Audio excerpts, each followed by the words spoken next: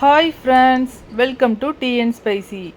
இன்றைக்கி நம்ம கிச்சனில் கிராமத்து ஸ்டைலில் நல்ல காரசாரமான நாட்டுக்கோழி குழம்பு எப்படி செய்கிறதுன்னு பார்க்க போகிறோம்.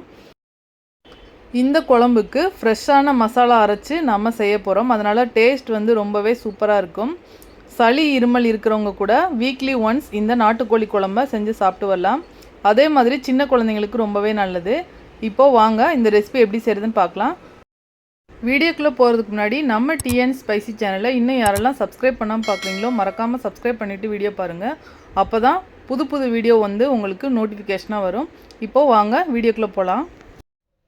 ஒரு பேனில் 2 ஸ்பூன் மல்லி, 1 ஸ்பூன் சோம்பு, 1 ஸ்பூன் சீரகம், 1 ஸ்பூன் பெப்பர், சின்ன பட்டை, கிராம்பு, அன்னாச்சிப்பூ, 2 ஏலக்காய் இதை சேர்த்துட்டு வறுத்து எடுத்துக்கலாம். இது கூடவே காரத்துக்காக ஒரு 5 வரமிளகாய் சேர்த்துருக்கேன். இது காரம் ஜாஸ்தியாக இருக்கும். இது கூடவே ஃப்ரெஷ்ஷான கருவேப்பிலை கொஞ்சமாக சேர்த்துக்கலாம். அப்போ தான் நம்மளுக்கு குழம்பு ரொம்ப டேஸ்டியாக இருக்கும். இதை நல்லா வறுத்ததுக்கப்புறமா ஒரு பிளேட்டில் கொட்டி ஆற விட்டுருங்க.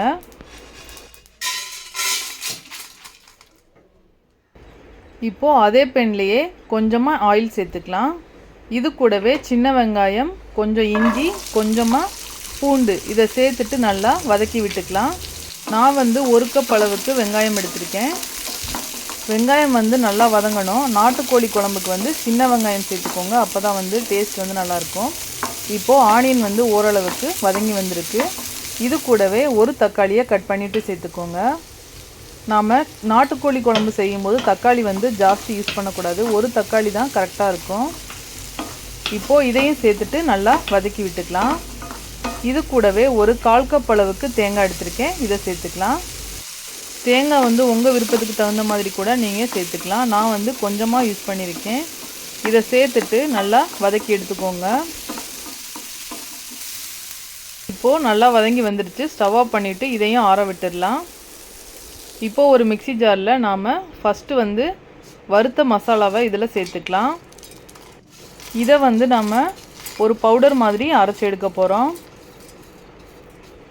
இப்போது இதை ஃபஸ்ட்டு நம்ம அரைச்சி எடுத்துகிட்டு வந்துடலாம். இப்போ பாருங்கள், அரைச்சி எடுத்தாச்சு. இந்த அளவுக்கு நான் நைஸாக அரைச்சி எடுத்துகிட்டு வந்திருக்கேன். இதே மாதிரி அரைச்சி எடுத்துக்கோங்க. இப்போது நாம் வெங்காயம் தக்காளி வதக்கி வச்சுருக்கதை இது கூட சேர்த்துடலாம். இது கூட சேர்த்துட்டு நாம் மொத்தமாக இப்போது அரைச்சி எடுத்துக்கலாம்.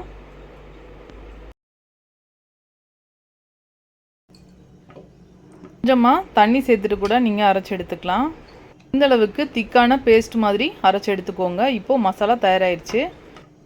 இப்போது ஒரு குக்கரில் நல்லெண்ணெய் சேர்த்துக்கலாம். நான் 50 ml அளவுக்கு நல்லெண்ணெய் சேர்க்குறேன். இது கூடவே தாளிக்கிறதுக்காக கொஞ்சமாக கடுகு சேர்த்துக்கலாம். இது கூடவே 1/4 டீஸ்பூன் அளவுக்கு சீரகம், 1/4 டீஸ்பூன் அளவுக்கு சோம்பு இதை சேர்த்துட்டு நல்லா ஃப்ரை பண்ணிக்கோங்க. கொஞ்சமாக ஃப்ளேவருக்காக ஒரு கைப்பிடி அளவுக்கு சின்ன வெங்காயம், கூடவே கருவேப்பிலை சேர்த்துட்டு பொரிஞ்சதுக்கப்புறமா நான் 3/4 kg அளவுக்கு நாட்டுக்கோழி மஞ்சத்தூள் போட்டு நல்லா வாஷ் பண்ணிவிட்டு எடுத்துருக்கேன். இதை சேர்த்துடலாம். சேர்த்துட்டு நல்லா கலந்து விட்டுக்கோங்க. இந்த எண்ணெயிலேயே சிக்கனை நல்லா பெரட்டி ஒரு 10லேருந்து 15 நிமிஷம் வரைய மிக்ஸ் பண்ணி விட்டுக்கலாம். கொஞ்சம் பச்சை ஸ்மெல் நம்மளுக்கு போகும். நம்ம ஸ்டார்டிங்லேயே தண்ணி சேர்த்துட்டு நாம் குழம்பு செஞ்சோம்னா அந்தளவுக்கு டேஸ்ட் நல்லா இருக்காது. இந்த மாதிரி சிக்கனை வதக்கி செய்யும்போது தான் டேஸ்ட் நல்லாயிருக்கும். இப்போ பாருங்கள், எந்த அளவுக்கு சிக்கன் வதங்கி தண்ணி விட்டுருக்கு. இது கூட ஒரு பிஞ்ச் அளவுக்கு மஞ்சத்தூள், 1 ஸ்பூன் அளவுக்கு சில்லி பவுடர், தேவையான அளவுக்கு உப்பு சேர்த்துக்கலாம். இப்போ நான் சிக்கனுக்கு தகுந்த மாதிரி உப்பு சேர்த்துருக்கேன். கடைசியாக கொஞ்சமாக நம்ம பத்தலைன்னா சேர்த்துக்கலாம். இப்போது சேர்த்துட்டு நல்லா கலந்து விட்டுக்கோங்க. இந்த மாதிரி நம்ம செய்யும்போது உப்பு, மிளகாத்தூள் இதெல்லாம் சிக்கனில் நல்லா இறங்கி வரும். இதை ஒரு 5 நிமிஷம் நல்லா பெரட்டி விட்டுக்கலாம். பாருங்கள், சிக்கன்லேருந்து தண்ணி ரிலீஸ் ஆகி வருது. நம்ம தண்ணி எதுவுமே சேர்க்கலை.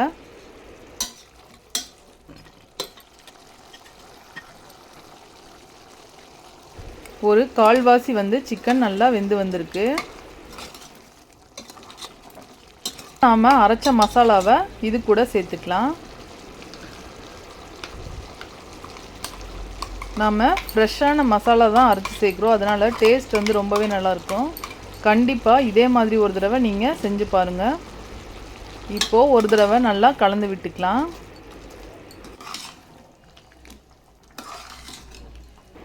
இப்போ பாருங்கள் மசாலா எந்த அளவுக்கு திக்காக இருக்குன்னு. இது கூடவே நாம் தேவையான அளவு தண்ணி சேர்த்துக்கலாம். உங்களுக்கு தகுந்த மாதிரி நீங்கள் தண்ணி சேர்த்துக்கலாம். நான் வந்து ஒரு 2 கிளாஸ் அளவுக்கு தண்ணி சேர்க்குறேன். நாட்டுக்கோழி குழம்பு வந்து கொஞ்சம் தண்ணியாக இருந்தால் தான் டேஸ்ட் வந்து நல்லாயிருக்கும். அதே மாதிரி உங்களுக்கு தகுந்த மாதிரி நீங்கள் தண்ணி சேர்த்துக்கலாம். இப்போது ஒரு தடவை நல்லா கலந்து விட்டுக்கலாம். பாருங்கள் பார்க்கவே எவ்வளோ கலர்ஃபுல்லாக சூப்பராக இருக்குன்னு.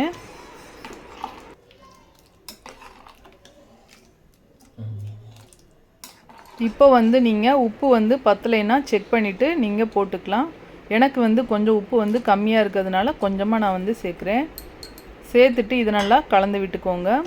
இப்போது மூடி போட்டு நாம் விசில் விட்டுடலாம். ஒரு 5 விசில் வந்து விட்டால் போதும். சாஃப்டாக நல்லா வெந்து வந்துடும். நம்ம ஏற்கனவே நல்லா வதக்கி தான் செஞ்சுருக்கோம். அதனால் 5 விசில் விட்டால் போதும். சூப்பராக வந்து நாட்டுக்கோழி குழம்பு தயாராகிடும். இப்போது எண்ணெய் வந்து நல்லா பிரிஞ்சு சூப்பராக குக்காகி வந்திருக்கு. அதே மாதிரி சிக்கன் வந்து நல்லா சாஃப்டாக வெந்து வந்திருக்கு பாருங்கள். இப்போது கொஞ்சமாக கொத்தமல்லி இலை தூவிக்கலாம். சேர்த்துட்டு நல்லா கலந்து விட்டுக்கோங்க. அவ்வளோதான். இந்த நாட்டுக்கோழி குழம்பு வந்து இட்லி தோசைக்கெலாம் ரொம்பவே அருமையாக இருக்கும். கண்டிப்பாக மிஸ் பண்ணாமல் இந்த மாதிரி ஒரு தடவை ட்ரை பண்ணி பாருங்கள். இந்த ரெசிபி உங்களுக்கு வந்து பிடிச்சிருந்தா நம்ம சேனலை லைக் பண்ணுங்கள், ஷேர் பண்ணுங்கள், சப்ஸ்கிரைப் பண்ணுங்கள். கூடவே பெல் சிம்லையும் கிளிக் பண்ணிக்கோங்க. தேங்க்ஸ் ஃபார் வாட்சிங்.